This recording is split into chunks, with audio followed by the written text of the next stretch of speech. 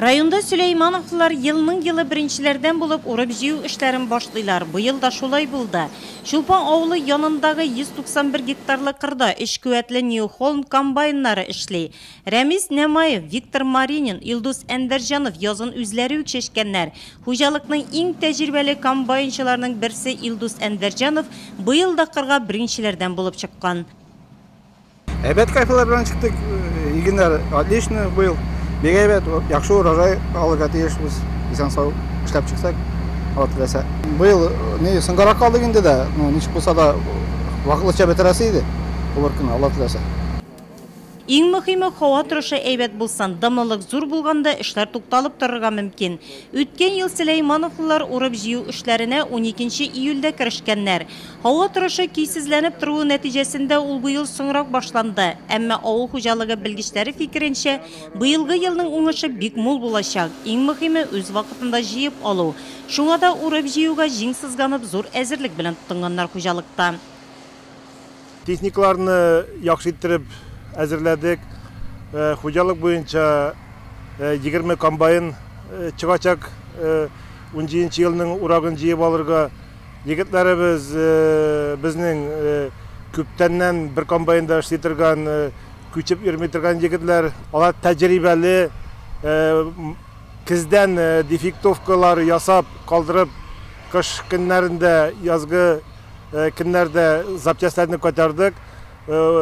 Чәчү эшләре беткәчтән бөтенесе дәррәү булып егетләр тотындылар ремонтка. Мин ышанып каламын, безнең егетләр 17 елның урагын 2 атнага сынга калып төшсәк тә, елдагыча август ахырларына, сентябрь башларына җыелга үстерелгән уңышны югалтмыйча барысында җыеп алырбыз дип. 10-нчы сезон урып җыюны New Hollandта башлаган комбайнчы Ildus Enderjanov та бу елгы уңышның әйбәт булуына сөенә. Ярдәмчесе Динар Минхаҗетдинов та тәҗрибәле, моңа кадәр ул әтисе белән эшләгән.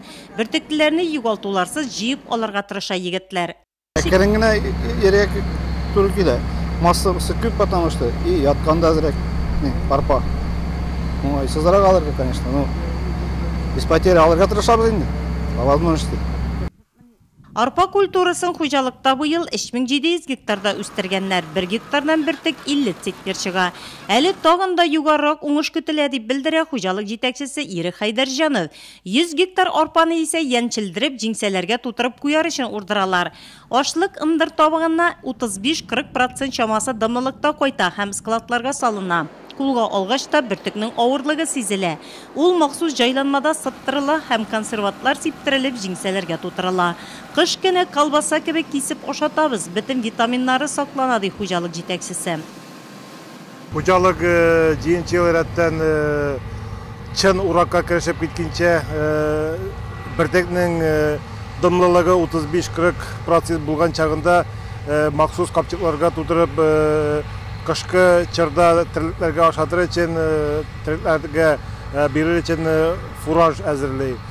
Бу яхшы алымнарның берсе, чөнки бердән чын уракка керешеп киткәнче урак эшләрен җиңеләйтсә, икенчесе яхшы качественный махсус консервант кушып, плющилка агрегатыннан, барабаннарыннан чыккан бөртекне капчыкка тутырып, кыш көннәрендә мул сөт чырында сөтне яхшы иттереп алуга, тирекләрнең продуктивностен артуга зур этәргеч булып тора.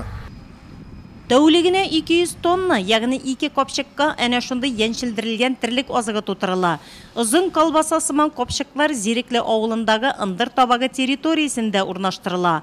Азык сыйфатлы булсын өчен процессны тиз башкарга кирәк. Әлеге җаваплы эшне җитәкчелек тәҗрибәле механизатор Сергей Поруковка тапшырган. Чөнки агрегатның эшләвен көйләп, консервантның дөрес кушылуын карап торырга кирәк.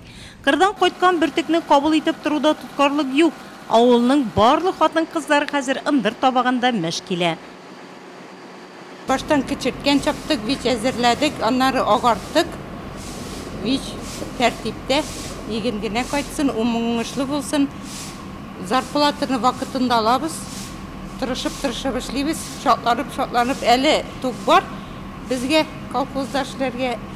Хуҗалык кырларында пишәннәрне төргәкләү эшләре дәвам итә. Бүгенге көнгә бер баш шартлы терлеккә күчереп исәпләгәндә 22 центнер күләмендә терлек азыгы әзерләгәннәр.